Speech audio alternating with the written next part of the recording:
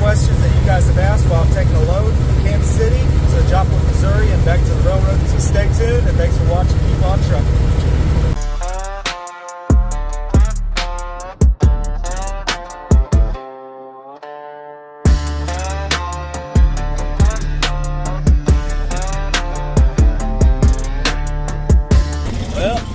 Looks like we're going to Joplin today.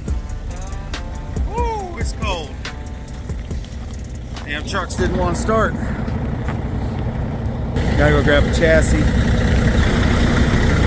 one, go get an export load, lumber. Oh man, it is cold today.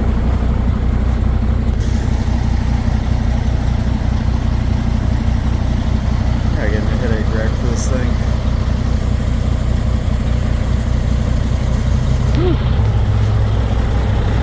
Anyways, I'll see you when we get over to the chassis. I'm trying to decide if something went bad in the motor and the heating system, or what the hell's going on here. Gauge is reading 0. Fluids are topped off. I don't know. Maybe it just is that cold. I mean, it's like 5 degrees out here, so I don't know.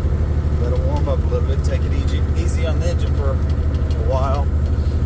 No sense of gun-hoing it to a cold engine. Just tear up rings. Alright, now we're getting somewhere.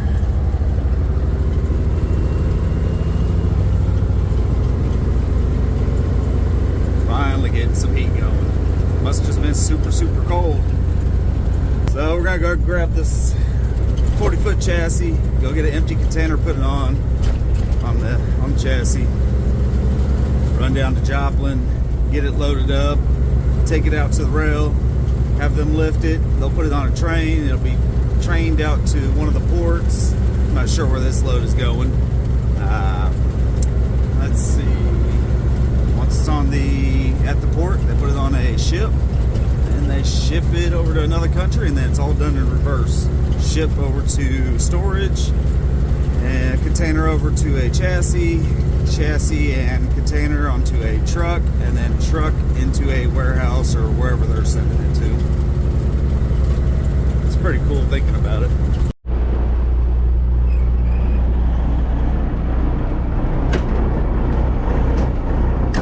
Truck's dirty. Dirty. Let's go check this one out. Crack of dawn, thermos strong, steel toe boots, get gone. I hate the cold so much. Frost on the hood and a Kenworth grill, keep turn crank, diesel chills, white smoke drawing lines in the air, 2 steps in the mud, boy, I don't care. Mud flap girl shaking as I climb on up, coffee in a stain, no peanut cup, paperwork stuffed in the visor band, Joplin on the dash like a long lost fire up the cold Kenworth, let it roll. We're rolling out, baby, like we're done before. Gotta hit Joplin and back to KC rail. Outlaw trucker born to ride that trail. Keep on trucking, gears all bucking. My one line to that last depot. Load lock tight, then we haul it back home. Highway humming past some froze cornrows. CB talk, y'all watch the plane close. Radar flash on a bridge up ahead. I slide one down, keep it just under red. Gas station. I'm always dolling my legs all the way up. I've seen way too many legs get caught on things and get ripped off, and then you can't drop the trailer to do a flip. That sucks. Now let's see if this badass trailer here is gonna be unstuck. Start off in reverse. Nudge. Wheels are rolling. Nice. That's what I'm talking about. Whew, it's cold.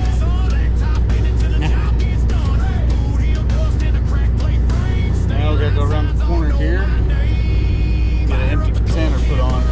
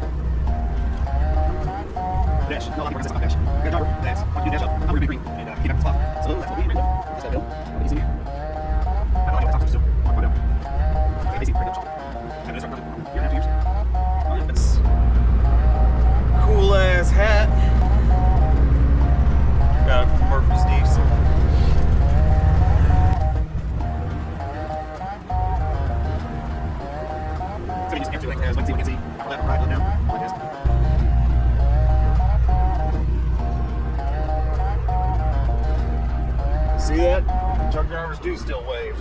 It's usually the ones from the country, like hauling grain, hopper bottom, stuff like that. Most of the new drivers, they don't do that. They're here for pay. They don't care about the industry anymore.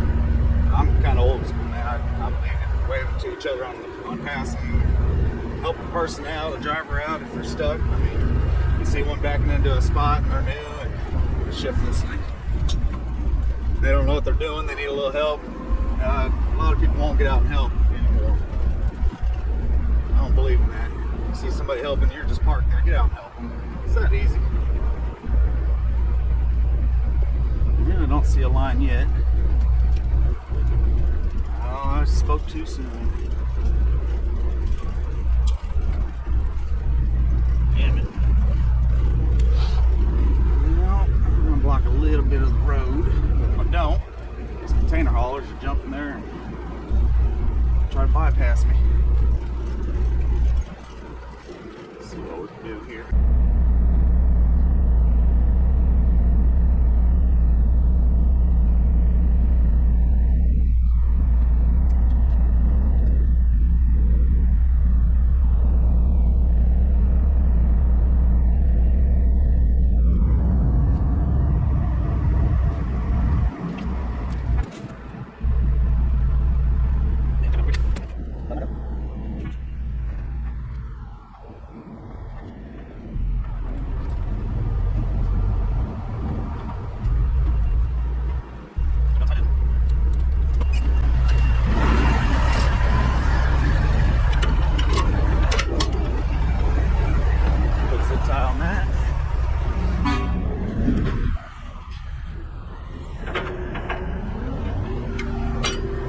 On that.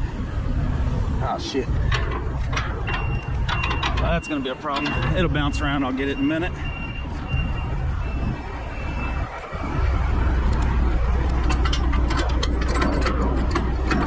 There we go. Alright, I gotta get that one there in a minute.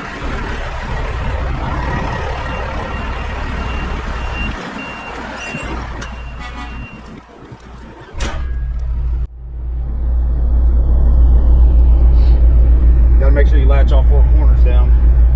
That one kind of sitting on the lip there, but I'll bounce down the road a little bit, pull over and get it twisted, locked in, and I'll put the zip ties on all four corners.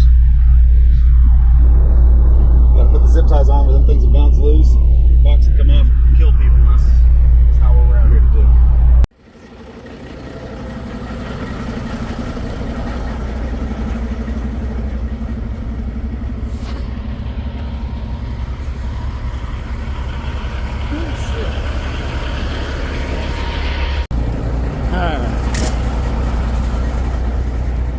Train tracks coming out. Now let's see if it that corner bounced into place. Look at that, folks. Oh, the container's bent right there. Ain't that up? I already screwed this one up.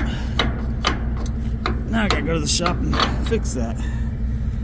Well, that sucks. Well, off to the shop to lift it and fix it up real quick. Man, getting warmer out at least. There's our new rail I was telling you about.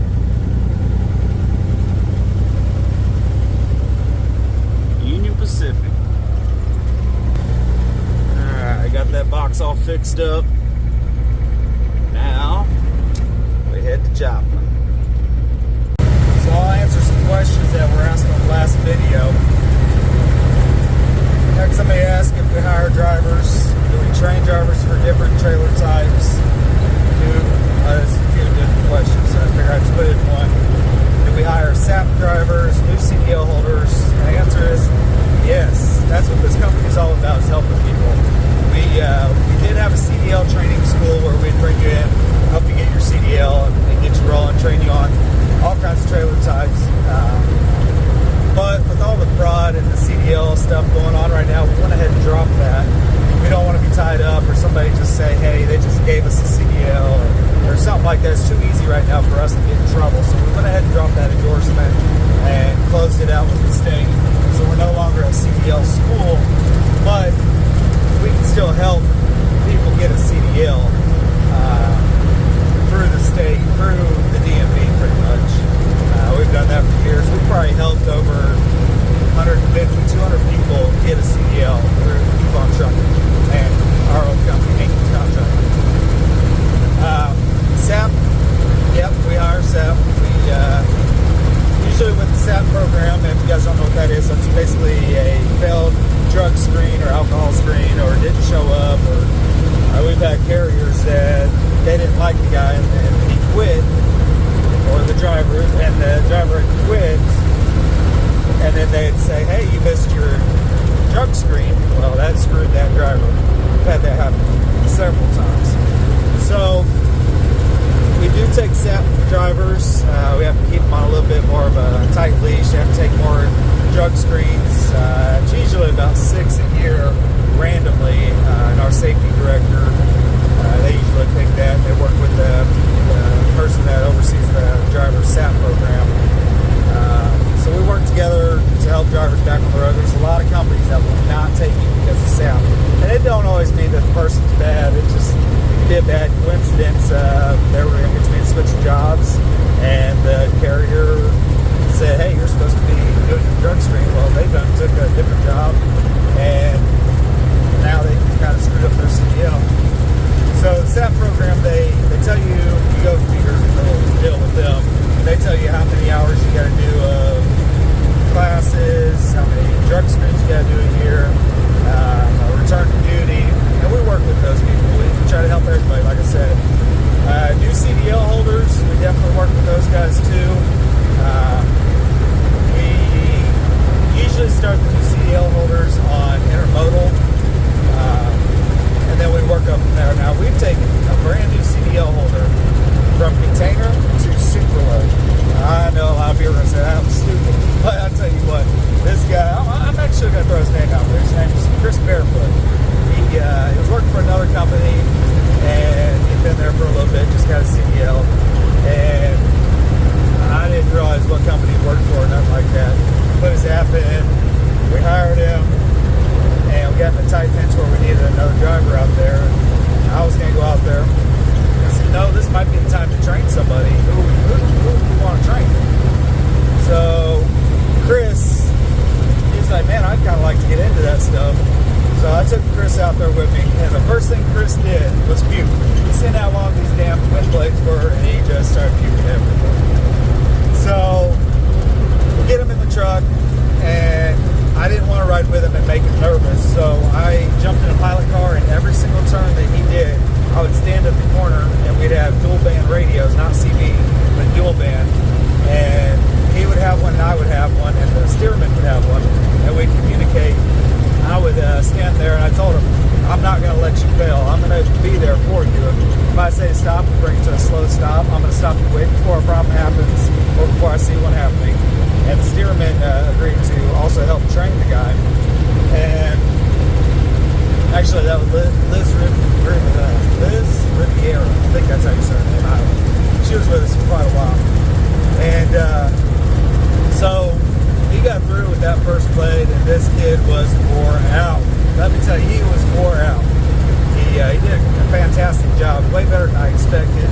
And we did about 6 blades together. And then I told him I was going to step off. He didn't know I was following in a spare pilot car. And I followed him, got video, put it all over social media. And then I backed off completely, let him do his thing. And man, he did a few years of hauling blades for us, and anything that we needed. I mean, it could be open deck containers, blades, super loads, regular loads, over dimension. I mean, this guy's just like, all right, whatever you need, I'll do it. And he just really kicked ass for a lot of years, man. He was really good. He found a better opportunity. He was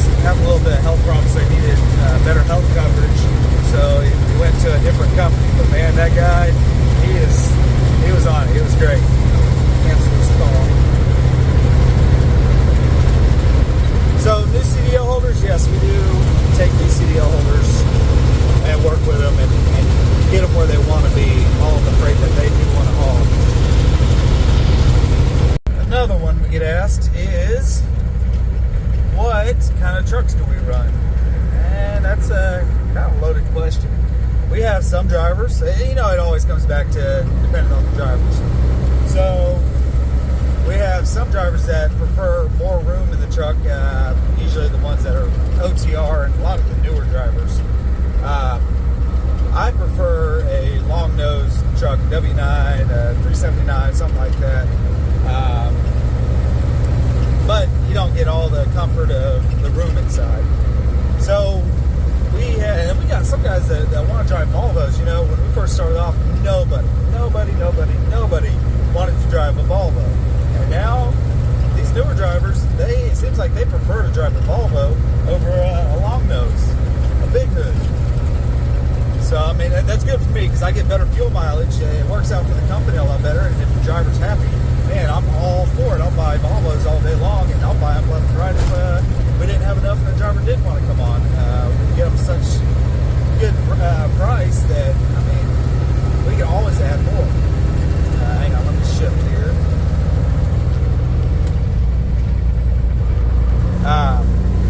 But we run a little bit of everything, honestly. We try to keep everybody happy. We got some W9s, we got some Peterbilts, we got T6, T660s, Volvos.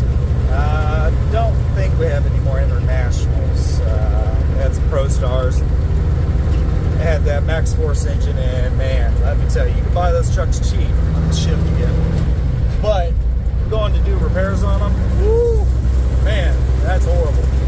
Those parts are very, very expensive. So just because it's a cheap truck, the parts cost way too much. We got rid of all of our Pro Stars with the Max Force engine.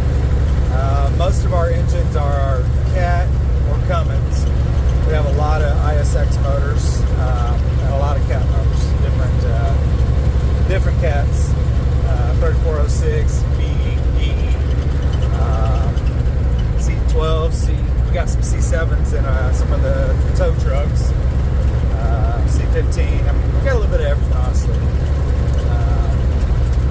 So we have a variety of trucks in our fleet. How many trucks do we have in our fleet? I think we have somewhere around 40. I don't know, 35, 40. We buy, we sell, we upgrade. I don't know, something like 30, 40, 35, 40 trucks. They don't really let me out the truck anymore. Every time I got a shift. Every time I get out there on the road. What the hell? Did I miss my gear? Oh, that damn charger drove away. Every time I get on the road, it seems like I get pulled over. Every single time. Yeah, it's DOT. We don't get along very much. I treat them the same way they treat me. They treat me with respect. I'll do the same. Some of them just think that, I don't know, they just think they're God. And, I don't know. I don't like to be talked to like crap. I'll respect you for a little bit, but after a while, I'm not going to put up with it. Shift this thing. I don't think anybody should have to. I mean, we're all human. I understand you're out here for safety. Check my rig, do your job. Let's treat each other with respect. If I get tickets, I get it. You got me. I got to be better than what they are, you know. If I got lights out and stuff, I should take care of it. Flat tire, blowout, whatever. I mean, sometimes we have blowouts and we don't know about it, or, I mean, most people don't know if you have a blowout, but sometimes they go flat. You just got on the road right before they did your pre-trip, but sometimes they just go flat, hitting something in the road or whatever, and we don't know. But when you start racking up several of those, you can just tell a driver ain't checking their stuff. But like I said, it seems like I always get pulled over and messed with, and it just, I just try to stay out of the truck as much as possible. I'll go out, be an extra on the projects we do, but I don't really get out in the truck anymore. I love being in the truck. It's my passion. It's my favorite thing to do, really. And I don't know. It's different now. It seems like DOT's trying to put all the little carriers out of business. You go past the scale house, it's always smaller carriers. It's not the megas getting checked. I get it. They have a lot more money. They can keep up on their equipment and everything. But I mean, the little guys still got to make a living. If they got a light out, just give them a verbal warning. You don't have to write them up and give them a written warning. Once you get a written warning, that still is a hard impact on your license. It may not have points, but it's something that you can't fight in court. You can't really get removed until it falls off. And I mean, all you gotta do is tell me, hey, your light's out. I'll fix it right there, or I'll get to where I'm going, fix it, depending on what light. If it's turn signal or something like that, yeah, you need to fix it right away. If it's a marker light, one marker light in the middle of the ship, I mean, I'll make it to where I'm going that night and I'll fix it up. I carry tools, but I don't know. It's different out here trucking anymore. I love trucking. Don't get me wrong. I love trucking. It's just it's getting harder, especially for smaller carriers.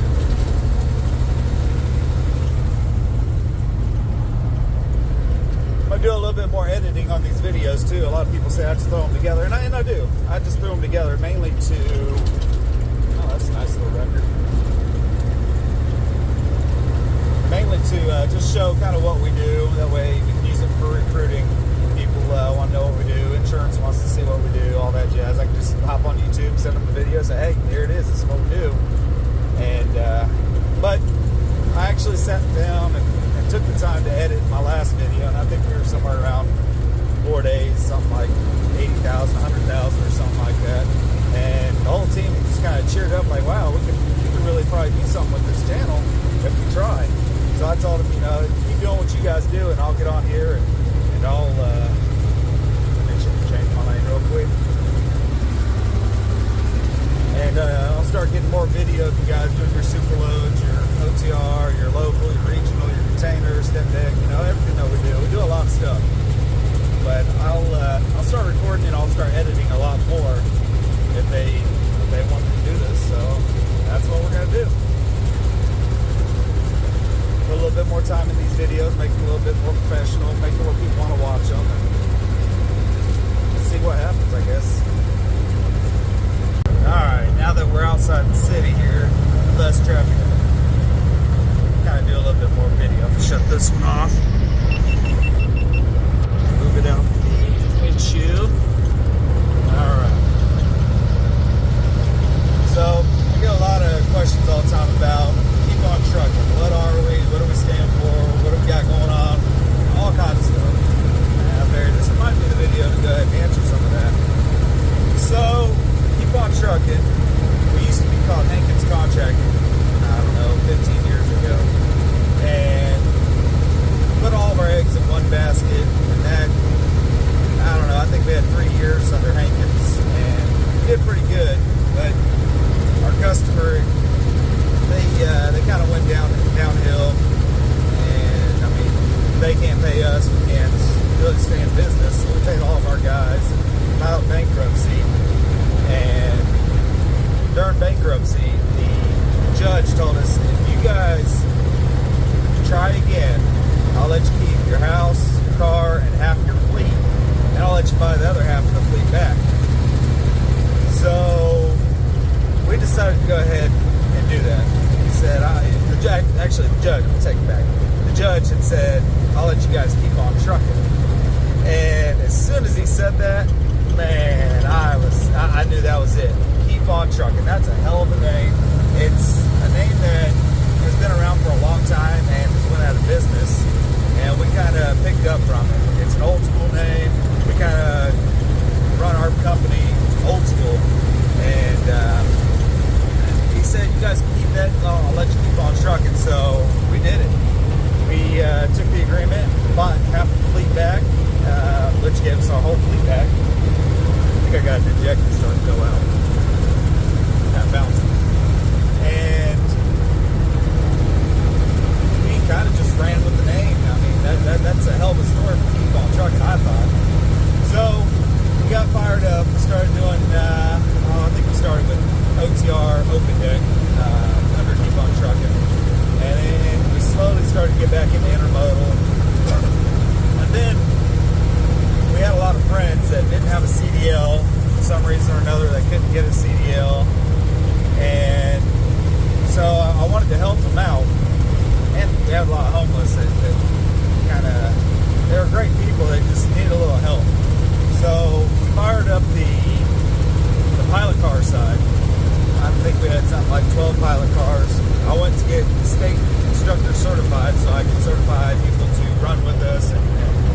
certified to be a pilot car driver.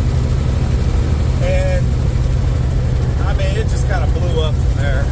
We started doing classes for other companies. We had plenty of pilot cars for our loads. We started helping other companies out with their pilot car needs. And then we just kind of expanded from there. And then we started getting into super loads. I knew a lot about running wind blades, wind towers, all that good jazz. So I had a few buddies that were really wanting to get into super loads that did a lot of oversize for us. And so I got with our insurance to see if we could bump it up. Showed that these guys have all the necessary stuff to be able to haul super loads. And they agreed to let us haul the super loads, and also agreed to, my fingers in the way, also agreed to let me kind of teach them, but I had to be out of the truck. And so I jumped in one of the pilot cars, ran that for a while, got a team put together. We did good. We did real good for a year. And then I started getting a lot more companies. Hey, do you have any student drivers for super loads? Right, well, I mean, I got drivers over here, but they run their keep on trucking. And they said, well, okay, well, what if we broker you some freight or you guys lease on to us? I said, I don't care whose name's on the side of the door. It's about keeping these guys busy, bringing money to them, and paying them enough to be away from their families for a long period of time. Because when you're out on wind projects, you're gone for a while usually. And I just dumped right in front of me. Got to be vigilant.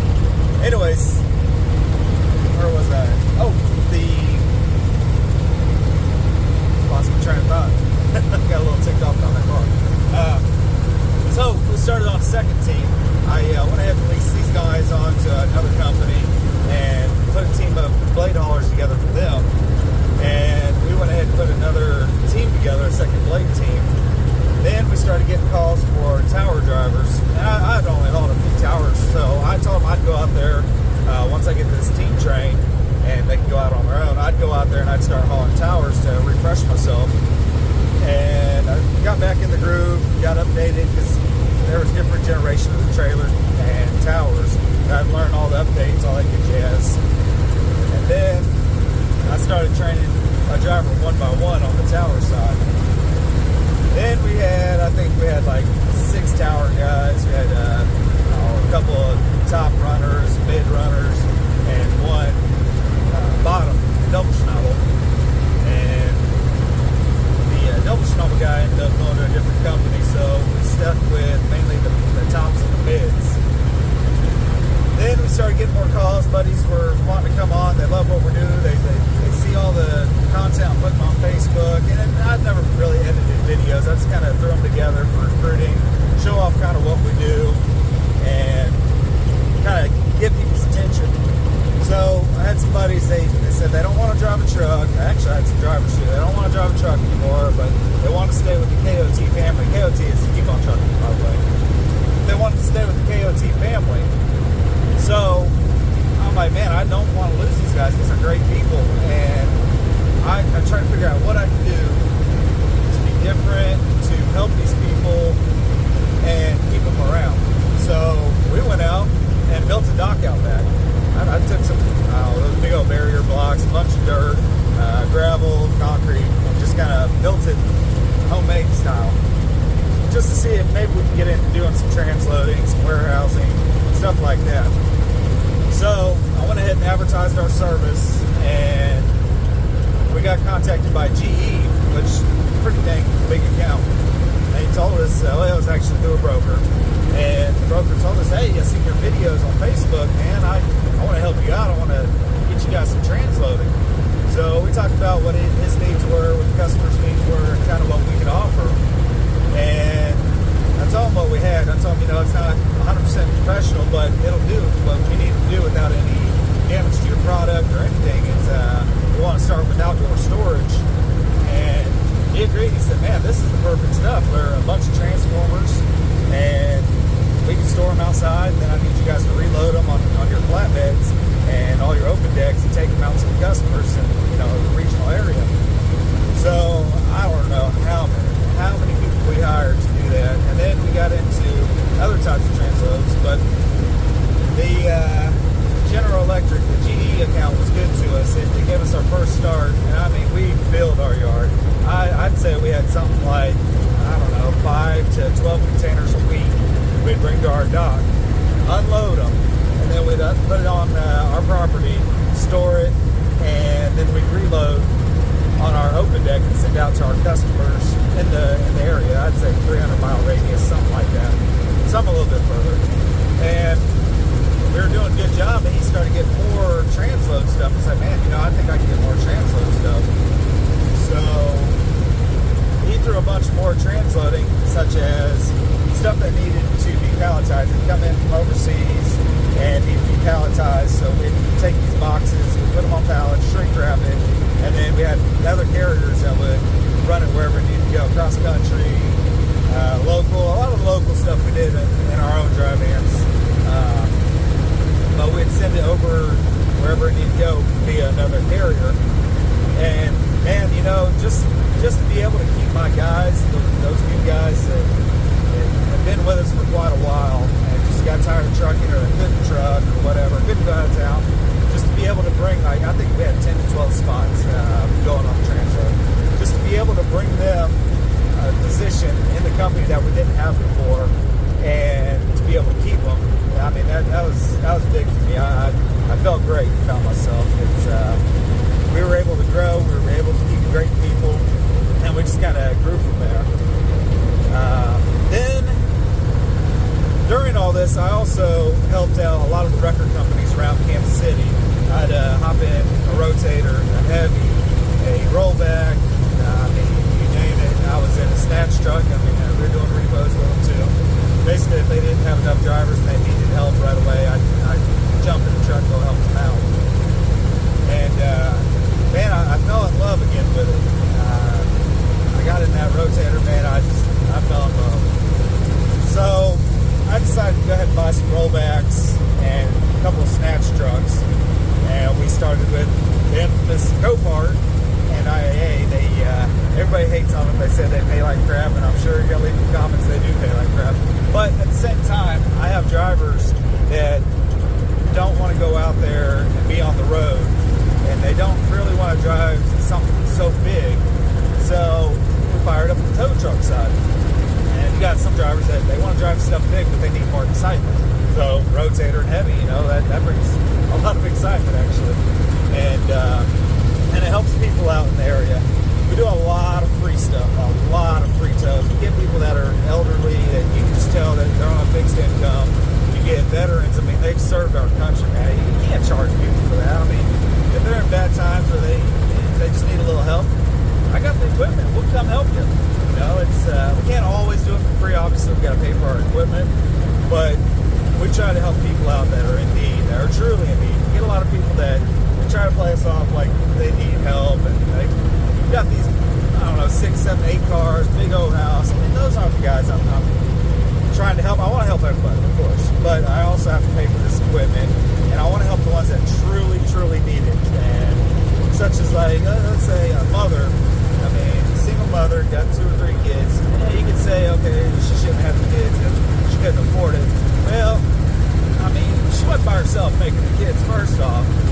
Second, I mean, things change in life. Life happens. Believe me, I know life happens. And it doesn't always pan out like you want it to be. And sometimes it sucks. Life can suck. But all it takes is somebody to do a good thing for you, to help you out, and put you back on life, the good life. And that's what we try to do. We try to make it where somebody can keep a little bit of money in their pocket, spend it where they need to, whether it be groceries, bills, whatever. We try to help people out.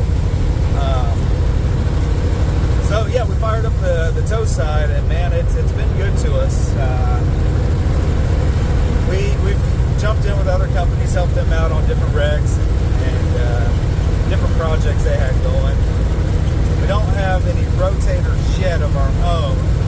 I do still jump in other companies' rotators off and on, help set trusses, or just be ready just in case if somebody's been running for a long time, or like after this big storm, if they need a break. I'll be on call for it, help them out.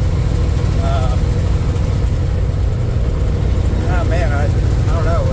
Towing, like I said, it's been good to us, and we just kind of keep on trucking.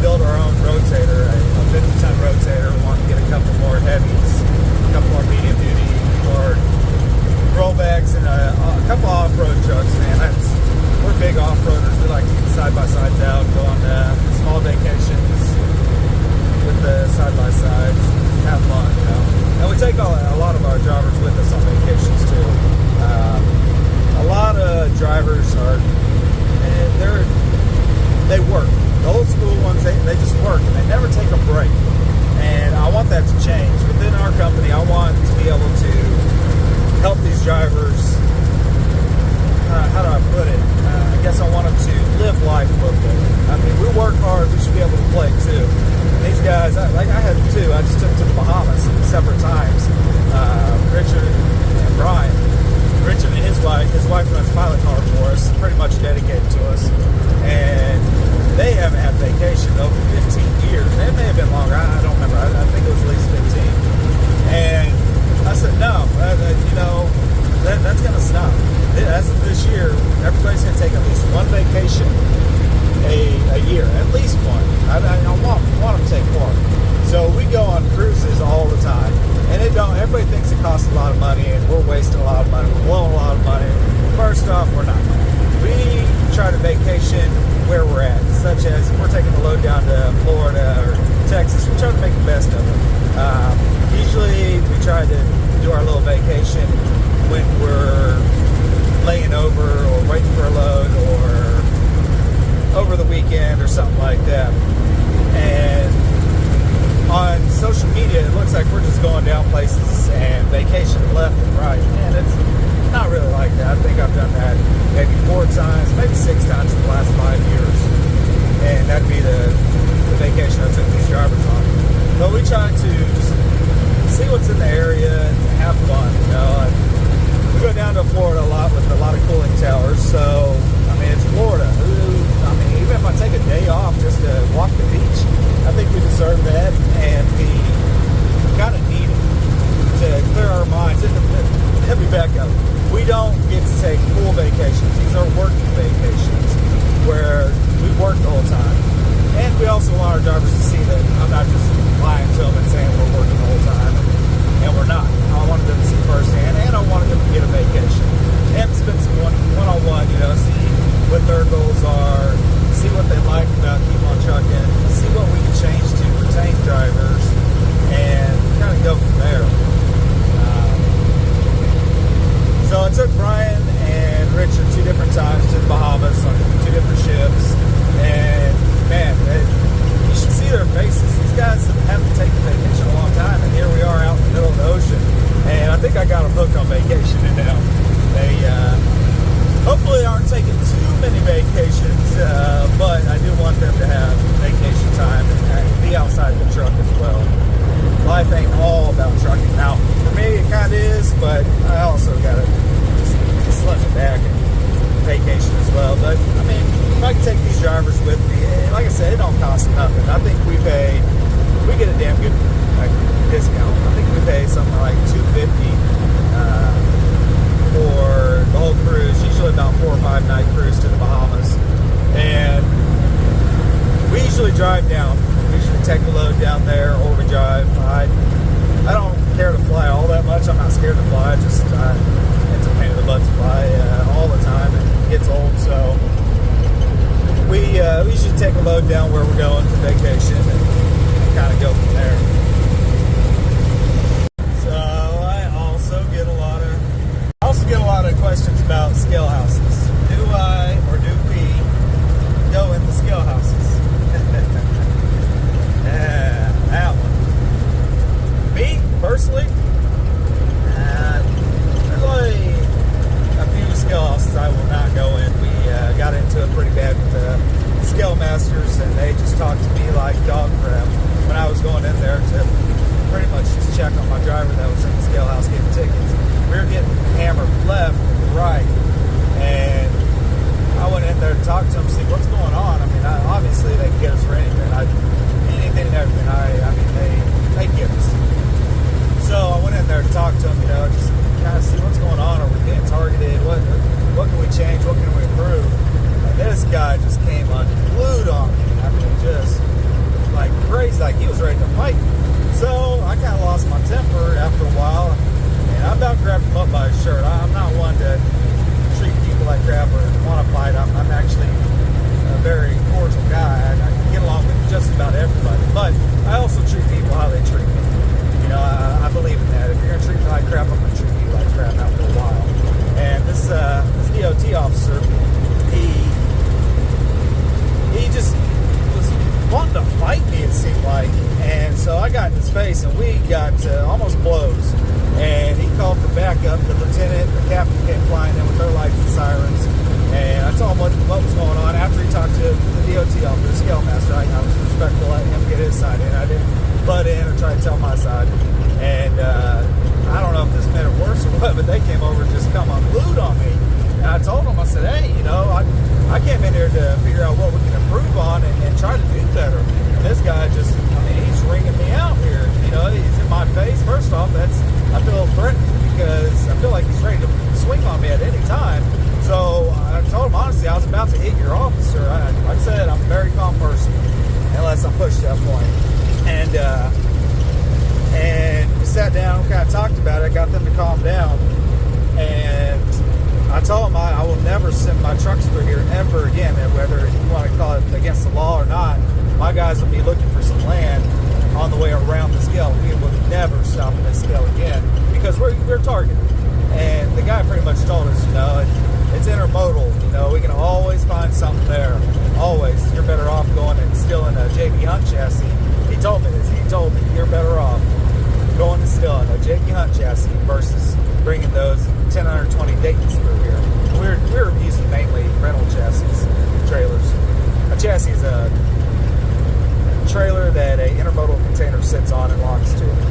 And we call them chassis, intermodal chassis. And he said, you're better off stealing a JB Hunt trailer than bringing those 1020 through here. So that was one thing I kind of, it seemed like it was ticking them off. So we went out and bought a crap load of junk chassis. I mean, these things were junk. But we rebuilt them, put all new hubs, took the 1000, or I think they're called Dayton hubs, took the Dayton hubs off and put the new hub style, hub pilot, I think it is, style hubs on the axles, and where they're updated to the new style wheels and tires, where it's not a two-piece. And we never went back to that scale, never again. And they could say it's illegal or whatever, but I'm not wanting to fight somebody just to go out and do my job. Neither, I mean, our drivers, they were hammering them left and right. And so we just bought our own trailers, and now we go around that scale. Now, let's talk over the road. Over the road, I tell my guys, do not bypass scale. I mean, if you want to take a different route, see scenery, go ahead. But any scale outside of Kansas City, I mean, we go through them. I personally go through them. I make sure my logbook is good, and I go through them. I mean, we try to keep up on our maintenance. We do, I would say we probably pour 40 to 60% of our income right back into this equipment. They don't always look the best, but if you pop the hood, they're usually mechanically sound. Lights work. Tires, they're usually pretty good. Everything legal. Now, time to time, we do have lights that burn out, wiring that bounces around maybe, and kind of pops fuses and going down the road we don't know about, or stuff like that. But I mean, it's trucking. It's going to happen. I promise you guys all had a burnout light bulb and pushed it a little bit longer than you should. And that's kind of what we do. I try to get them back to the shop, depending on what light. If it's turn signal or brake light, I try to have it fixed on the road right away.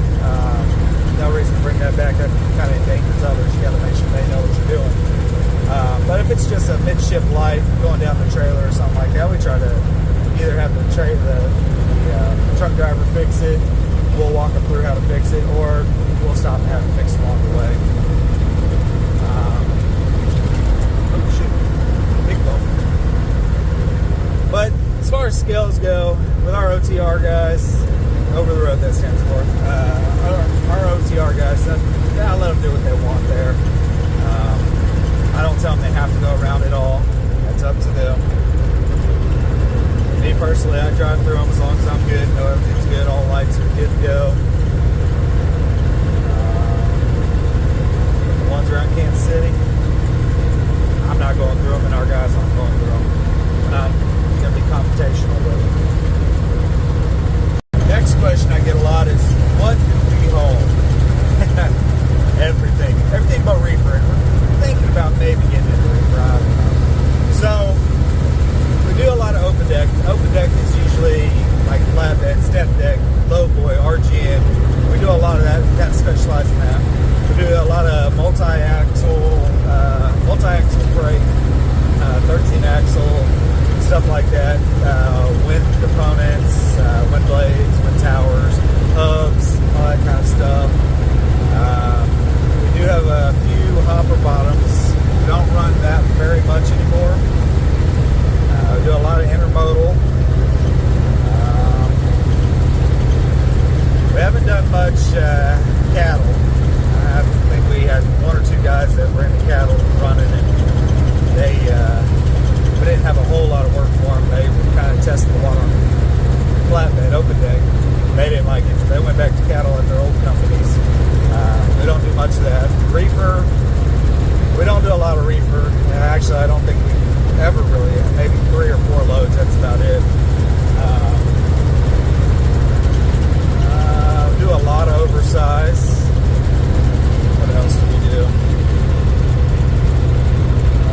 We got a couple end dumps. We don't really run those a lot. We've had one tip over, and it was very costly. And the driver just kind of act like, hey, it happens, it's normal. If you don't tip one over at least once in your life, you're not a real dump truck driver. Well, first off, that's not the way to think. You should never have a goal of only one time in your life tipping a truck or a trailer. That shouldn't be something we're proud of.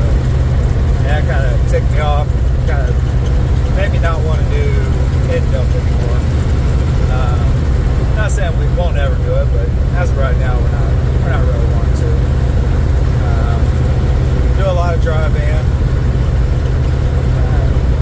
I guess a little bit of everything, honestly. This is a funny one. A lot of my videos, they either make fun or ask where they can get a hat that's got the damn brim, whatever the heck you call it. Man, I just like to be different. I don't like to be like everybody else and try to find ways to be different. And honestly, I got this from Murphy's Diesel, and I just bent the rim myself. Brim, whatever. Front of the hat. So I just built, I just bent it myself, and that's why we edit right there. But I bent it myself, and I do it to all my hats. I just like to be different, and that's just one way of me being different. That's all. A lot of people hate it, a lot of people love it. You can't make everybody happy, and like I said, there's other people like to be different too, and hell, bend your hat up. What areas do we cover? What areas do we not go to? And all that. We pretty much leave that up to the driver. We try not to go out to Cali very much. We have, I don't know, older trucks that not California compliant. California has all these different rules and different things. We try to stay away from the West Coast, but I also find ourselves starting to go to the West Coast more. We mainly run east and south of Kansas City, but we run all states. It depends on where the driver really wants to go. We leave it up to them pretty much. We got drivers that they only want to run up north. We got drivers that only want to run south. We got drivers that want to run just the east. Some that just want to run the west. So we kind of leave it up to them as long as everybody's bringing money and pretty happy. That's the main thing.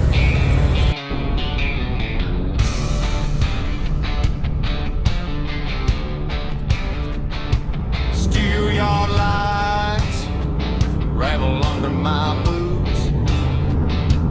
Foreman smirks, bet you're gonna hit that chute. 12 gears down, then his brake does mirror check once. Yeah, I know the trucks. Back it in on the first shot like a bad son of a gun. Hey, tires kissing that dog plate, perfect line, I don't run. Got that trailer straight as a plumb line. All I say, look at that one. Back it in on the first shot like a bad son of a gun. Alright, let's go get these doors opened up. Doc boy laughs, bet he's gonna swing wide. I cut it tight, let the box just glide. Red paint's chipped on them yellow posts, but not for me. Ask any of these folks.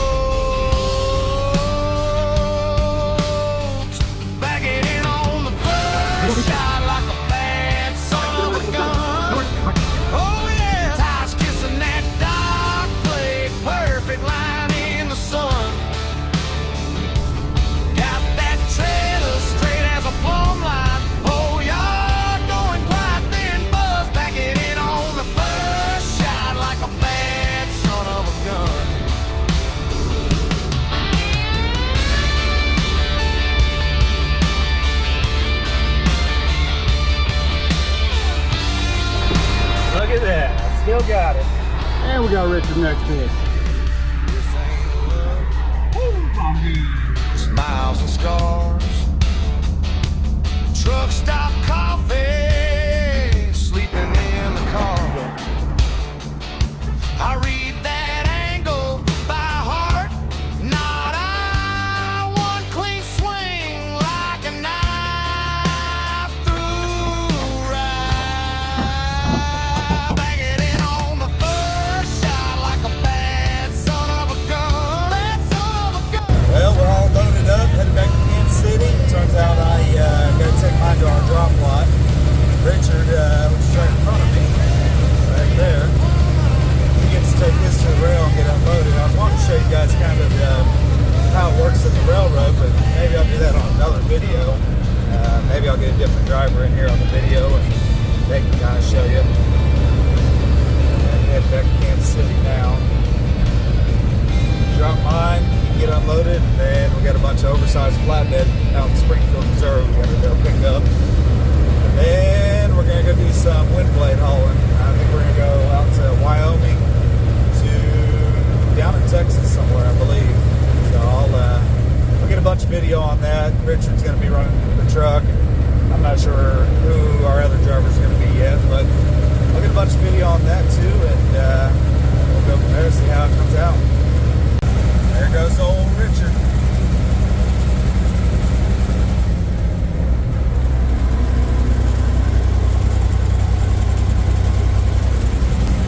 But we run a lot of project freight.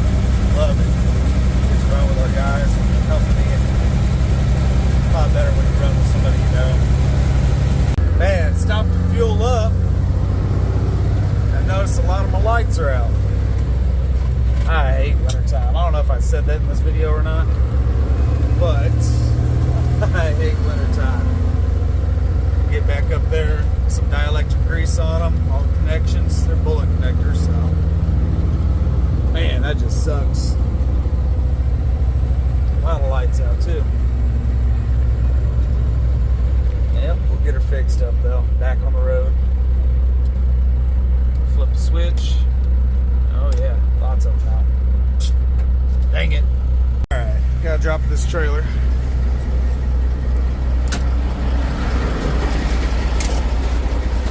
Doesn't move. Please drop. Drop this one. Alright. 6 hours around. Okay. My air dropped. Get out from under the trailer.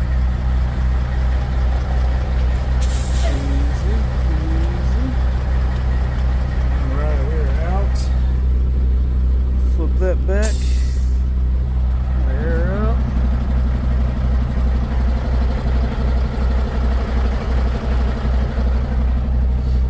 My poor lights, man. And I got a tow to go do, an hour away. It goes an hour from there. And that's another hour from Kansas City, so probably 3 or 4 hour tow job. But this load is, I guess, complete for me. We'll put another driver on it to finish it out. Turn the jakes off. Actually, let me hear them one time.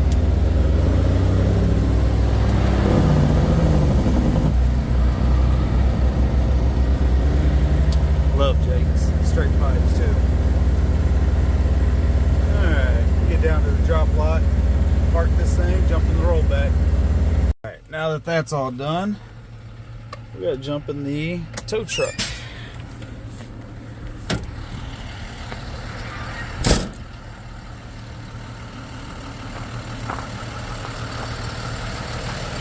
Here we go.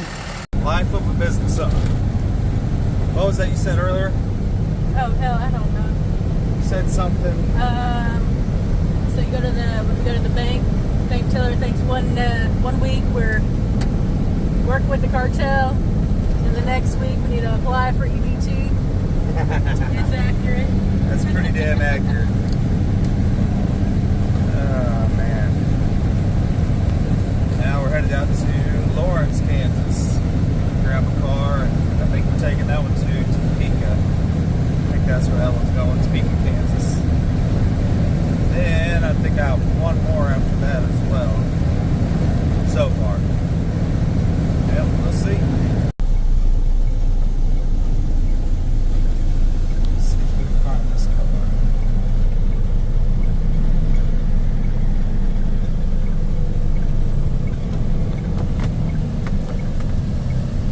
Both sides. Oh, right there.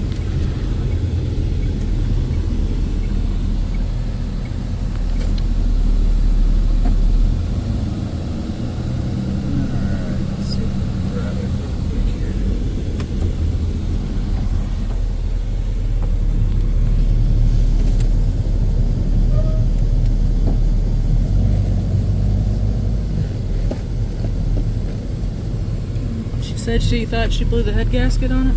Yeah, I think that's what she said.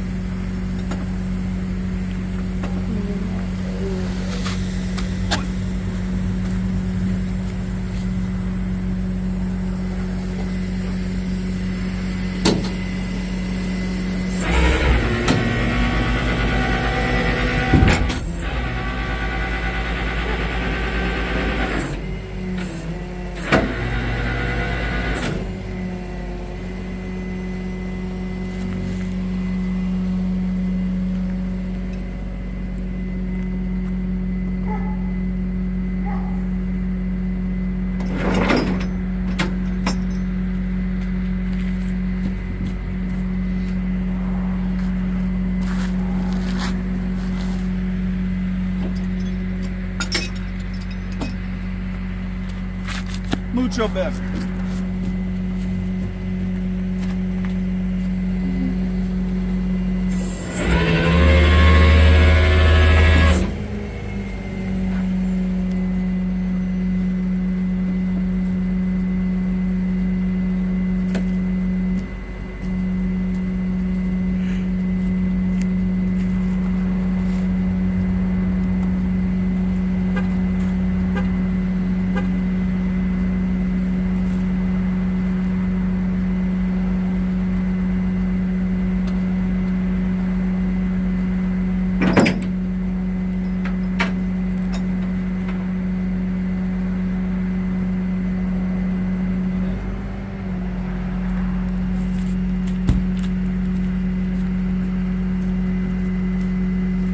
back up to it very good, did I?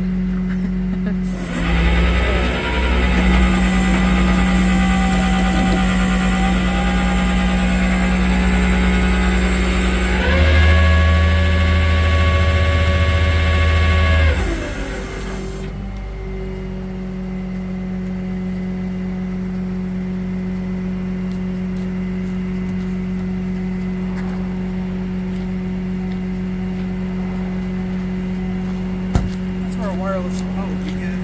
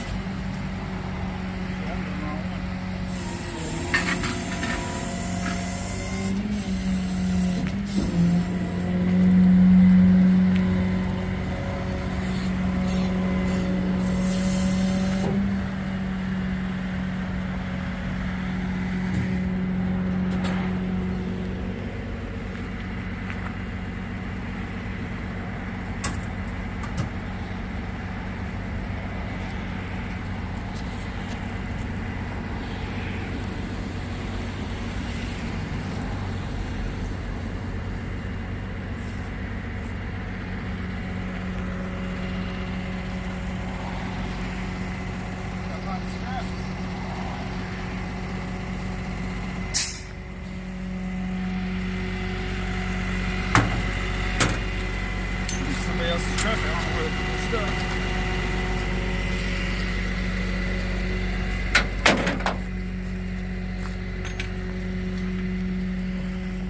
Kansas, we have to have 3 points to tie down. The winch does not count as a tie down point. And they all must be, what's the word I'm looking for? Be like a ratchet strap type of deal.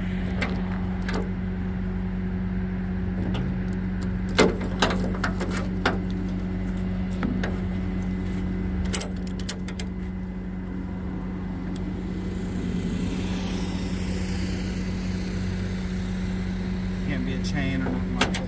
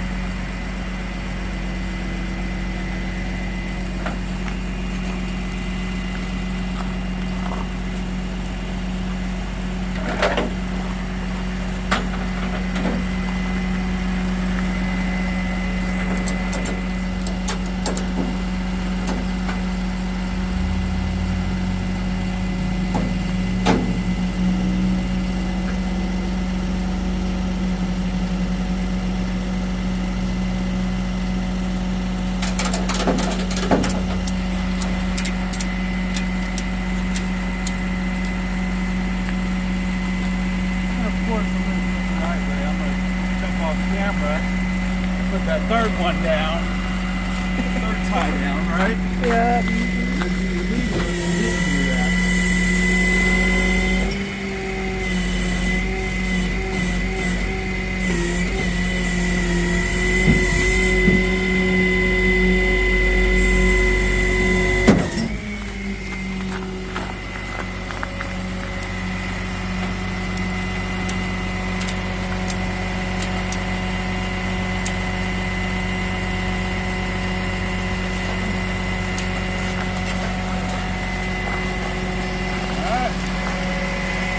off camera, and then I will tie down that third one. Got it. And we're on the way. All right, now that we got that third tie down on, we can get rolling. Here we roll. I had stopped at McDonald's. Haven't got to eat yet. Hungry? Hungry. Why wait? I need to change that wheel. That bugs me. Bugs me. Time to grab something to eat real quick. And action. There's no action. No, we just got here. Simple pick and drop. Yeah, Bay 13. 13. Trailer out front of it, putting next to it. So, oh shit. 13. That little trailer right there. Oof. I want Okay. to put it in the snow. I mean, we're.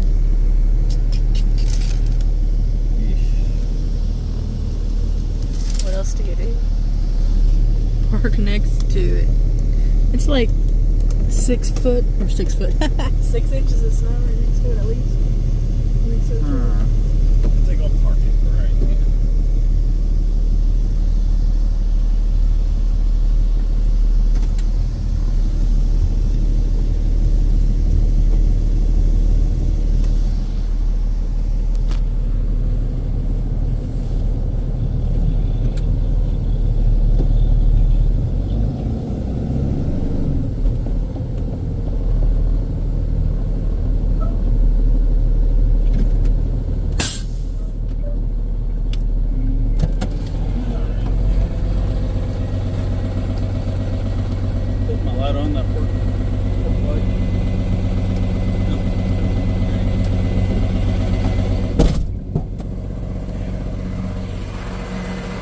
I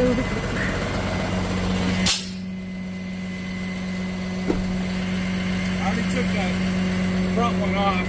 That tie. Yeah, I already took that off.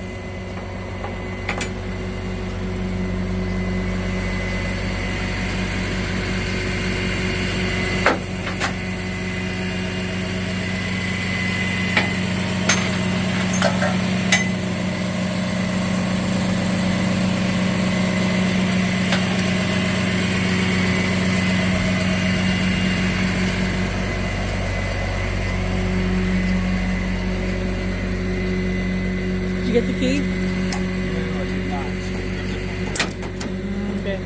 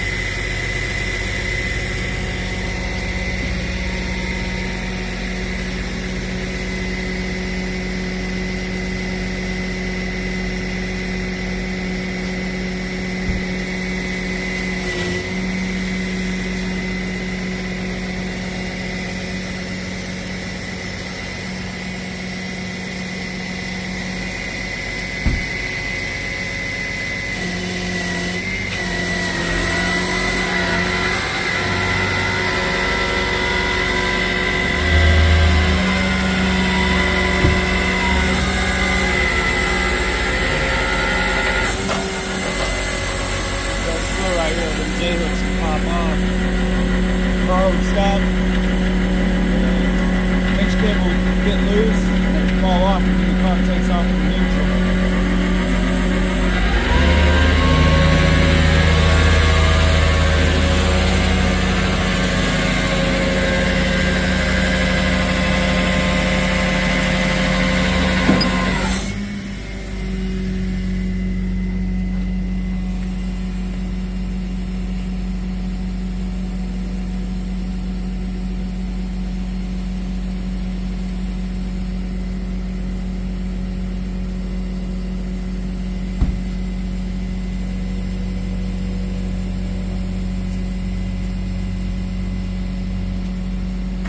Always working hay-dos has the best grip ever. Ever.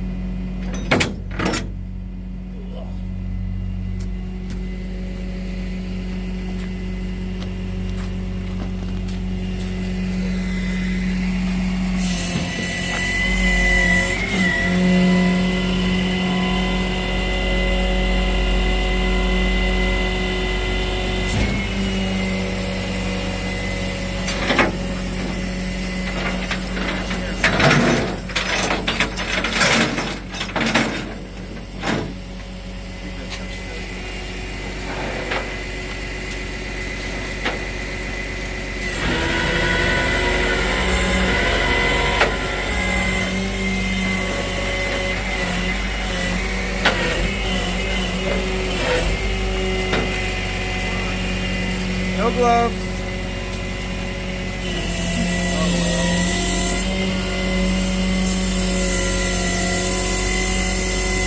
Alright, that's another one done.